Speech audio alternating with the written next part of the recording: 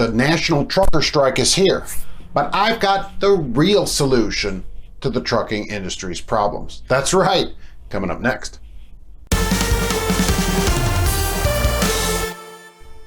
Hello, I'm Mark, and welcome to Trucking Answers. Today, let's talk about the trucker strike. It's here. Are the roads closed? Did Black Smoke Matters matter? No, they haven't even updated their website in almost a month. Isn't that really incredible? Their Facebook page is locked. You have to be a member to see it. They don't have a YouTube presence. They're nowhere to be found on social media, and where they are, you can't go see it. If you want to spread your message to the public, it has to be open to the public, all right? And you need to be out there more than updating a website once a month. Look, here's the thing. They want to shut all the roads down. We're going to close everything. People can take the day off or close roads. That is not the solution. You do not stop the general public from going to their job, from commuting. They can't help you, all right? And going to the government, that isn't going to help you. We'll talk about the issues here and the solution. Rates? Oh, we need higher rates. What the heck? That doesn't, the government can't do anything about your rates. The ELD is a problem. It makes unsafe drivers. The ELD didn't change any laws. The law was the same before. If it's unsafe for you now, that means you were cheating your paper logs, which you shouldn't have been doing. Don't cheat the logs and you won't have any problems, right? For many of us, transferring to the ELD wasn't any problem because we weren't cheating our logs in the first place, all right? The reason you don't get paid enough is because you're willing to cheat your logs. And so now that you can't do that, you're like, oh, holy crap, now what am I supposed to do? I actually have to work a full day's work without taking 12 naps during the day? Yes, you actually have to do that. Imagine that. The real ELD problem is, of course, people say, oh, well, I can't, I need an extra hour, or I'm tired and all that. Here's the real reason that you have a problem with it, because you sit at a dock, you don't get paid anything. All right, and I talked about this on my blog and podcast today. I have a podcast, truckinganswersnation.com/podcast, or get it on your favorite podcasting app. Look, here is the real solution to trucking that will change the whole industry, and it's easy to do, but it takes action on your part, and that's the problem. Is people want other people to take action. You're gonna have to take a little bit of action. Here's what you're gonna need to do. You need to pick a company that has 1,000 trucks, 750 to 1,000 trucks at least. Why? It has to be a large company, because a small company could weather what we're gonna do. So you pick a large company and you need a spokesman, whoever it is. Pick a spokesman. And so everybody has that spokesman's phone number and a day. Usually a Monday afternoon would work best. You all park. Everybody parks at the same time at this company, this one company. Legally park somewhere. Don't block a road, nothing. Go park at a truck stop.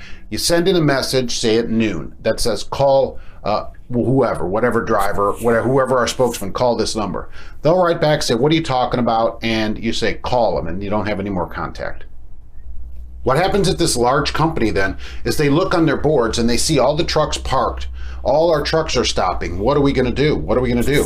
You know what they're going to do? They're going to call the number you gave them, because they're going to get this, oh, we've just got 700 messages and call this same phone number. They're going to call. And that person's going to say, we want to get paid, whatever it is. We're not going to sit for free anymore. We're not going to give you an hour, 2 hours, which is always ridiculous. We're going to get paid or your trucks don't go anywhere. And so they're going to flop around on the ground and froth at the mouth and everything. They may even threaten to fire everybody. You're all going to get fired. Let them threaten that. You know why they can't do it? Here's why. If you're parked at a truck stop and you get fired, what happens to you? You leave. You're no longer responsible for the equipment. So now they have a truck, trailer, and probably a load of freight sitting somewhere that they have to recuperate. Here's the thing, recuperate it. They have to give it CPR. What are they going to fire 700 drivers? They're going to fire every driver they have? How are they going to get all their trucks? They can't. They have all this freight sitting there that some of it's going to go bad. It would work better, refrigerated company. So the freight goes bad where they have to get it right away. Look, the problem is they can't do that. How are they going to get 700 people? It takes weeks to get a person on orientation. They have to take drug screens and everything. What are they going to do? Hire 1,000 power-only companies? They're not going to do it. They're not. They will come to the table. Now, you can't be ridiculous, say, as a company driver. We want $2.50 a mile, all right? That's not going to happen. But getting paid for all your time is nothing outlandish to ask for. And so then you do this to this company, and it might work over your 30-minute break, but within a couple hours, you'll be rolling again, believe me. Next Monday, same thing, another large company. The next Monday, here's how we do that one. So you've picked the next third company, you call them and go, guess what? You're next. On Monday, we're going to park all your trucks just like we did these other companies. Or you'd come and talk to us right now and we're going to start to get paid. That's how it works. All right. So they'll do it. You'd think they're not going to do it? Pick a really large company. Okay. Some 10,000 trucks. How long would it take them to go get 10,000 trucks? They're going to fire 10,000 drivers, which they could do. Okay.